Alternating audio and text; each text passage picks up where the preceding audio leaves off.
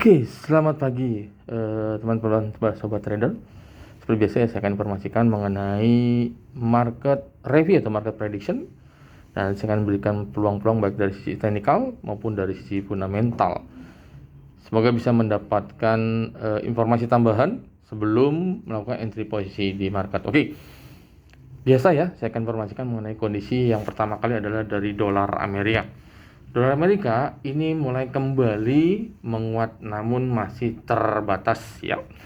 Ini kita bisa lihat dari indeks dolarnya atau DXY ya. Kemarin masih berada di level 102.39. Pagi ini melonjak tipis ke level 102.54. Oke. Faktor yang mendukung penguatan dolar Amerika diantaranya adalah mulai naiknya nilai yield obligasi di tenor 10 tahun ya.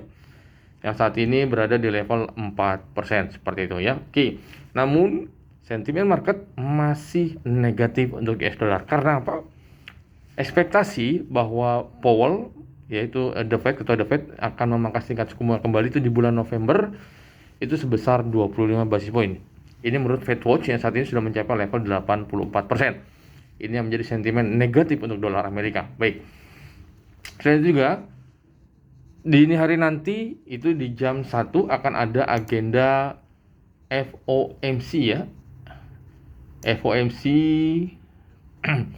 dari MOF Meeting Minutes ya. Ya, ini FOMC ini diprediksi bahwa Powell akan kembali menegaskan apakah pertemuannya di bulan November dan Desember nanti akan ada pemangkasan tingkat suku bunga.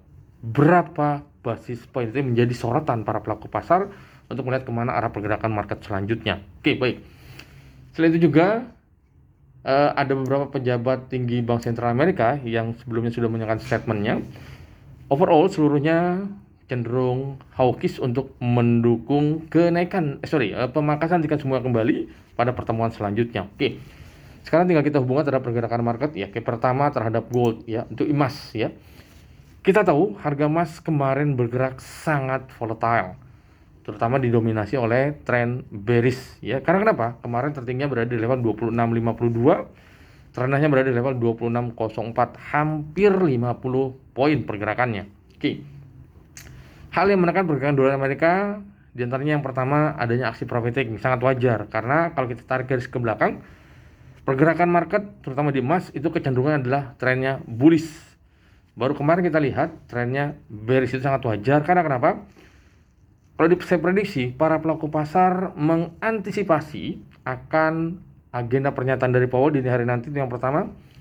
Yang kedua, esok hari akan ada rilis data inflasi tahunan Amerika ya, yang diprediksi dari 2,5% turun menjadi 2,3% ya, diantisipasi. Namun waspadai karena ini penurunnya kalau saya lihat hanya terbatas dan sementara. Karena kenapa?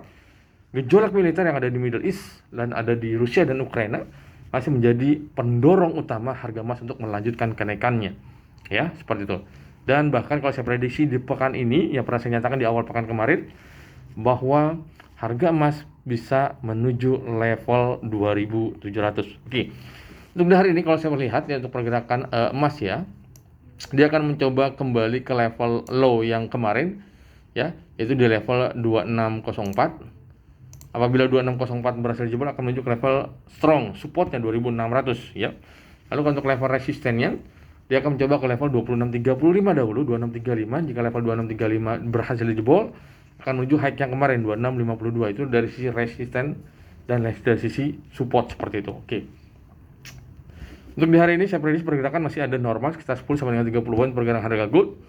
Namun fokus utama adalah agenda FOMC Meeting Minutes ini di hari nanti yang dinilai belum memangkas tingkat suku bunga, namun statementnya kemana arah kebijakan itu yang akan jadi sorotan para pelaku pasar. Oke, itu untuk pergerakan harga gold.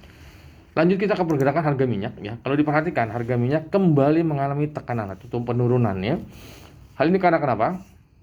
Kekhawatiran pasokan, imbas adanya ketegangan di Timur Tengah yang semakin memanas ya.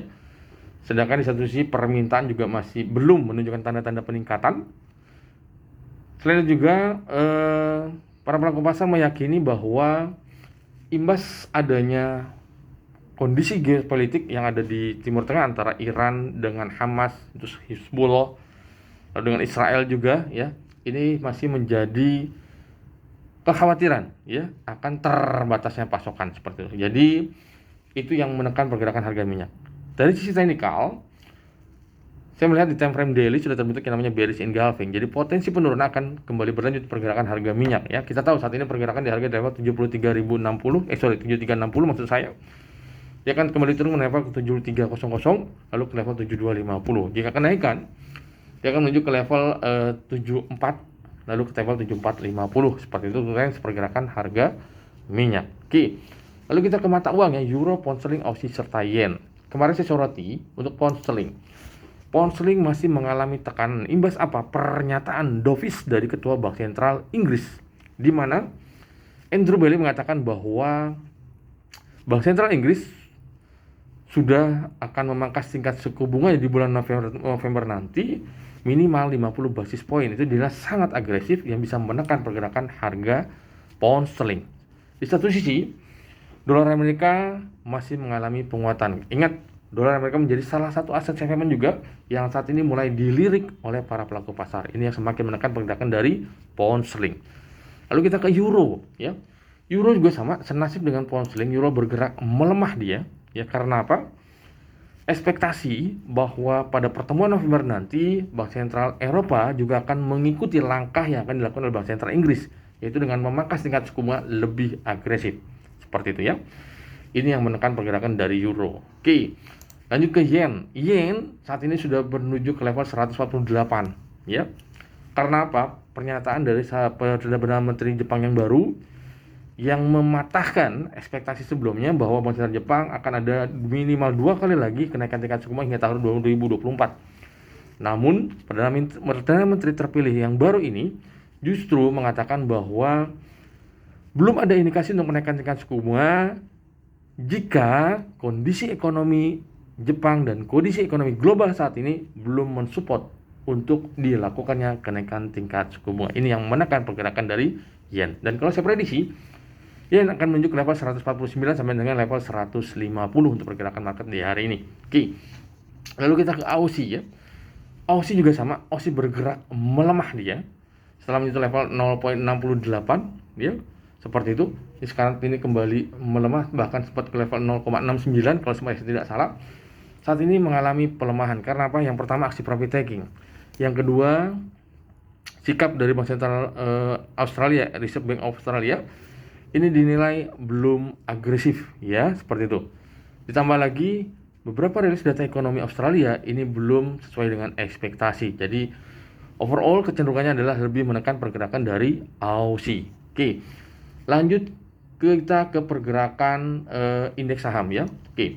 Ini saham Amerika ketiganya di Wall Street kemarin mengalami kenaikan, tapi kenaikannya sangat terbatas ya. Kita tahu di mana Dow Jones Industrial Average itu ditutup naik kecil sekali 0,3%. Lalu S&P juga naik sebesar 0,97% dan Nasdaq juga ditutup naik 1,45% ya. Beberapa saham-saham teknologi seperti Synopsys, Nvidia dan yang lain itu naik tapi sangat tipis ya. Karena kenapa? Kenaikan indeks saham di Wall Street ini karena disupport oleh laporan earning atau laporan rugi laba perusahaan-perusahaan yang ada di Wall Street atau di Amerika. Secara teknikal, potensi pergerakan indeks saham Wall Street di hari ini masih berpotensi akan melanjutkan kenaikannya, tapi wait and see akan agenda pernyataan dari FOMC meeting di hari nanti. Oke. Lalu di Nikkei dan Hang Seng ya, kalau kita perhatikan, Hang Seng sempat menyentuh level 20.300 ya. Namun saat ini kembali anjlok, bahkan saat ini berada di level 20.000 kembali. Karena apa? Aksi profit taking. Karena kenapa? Sebelumnya, ekspektasi bahwa pemerintahan Cina akan menurunkan stimulus, namun dinilai para pelaku pasar ini belum mampu untuk merangsang pertumbuhan dari ekonomi Cina. Ini yang kembali menekan pergerakan dari Hang Seng. Potensi penurunan Hang Seng masih akan terbuka lebar. Karena kenapa? Di time frame daily sudah terbentuk yang namanya bearish engulfing. Jadi potensi penurunan Hang Seng akan terjadi di hari ini. Sasaran akan menuju kemana? Ke level 20.500 sampai dengan level 20.000 pergerakan Hang Seng. Lalu untuk Nikkei ya. Kalau diperhatikan, Nikkei saat ini sudah hampir mendekati level all time high-nya karena kita tahu all time high Nikkei berada di level 41.200 ya. Saat ini berada di level 39.100. Potensi kenaikan Hang Seng diprediksi masih akan berlanjut menuju ke level 39.500 sampai dengan level 40.000. Karena kenapa? Pelemahan yen justru mensupport Nikkei untuk melanjutkan kenaikannya. Oke. Nah, nanti malam kita akan kembali mengadakan webinar plus live trending. Kita akan ulas mengenai pertemuan FOMC di hari nanti dan bagaimana dampaknya terhadap pergerakan market. Oke, terima kasih, selamat pagi.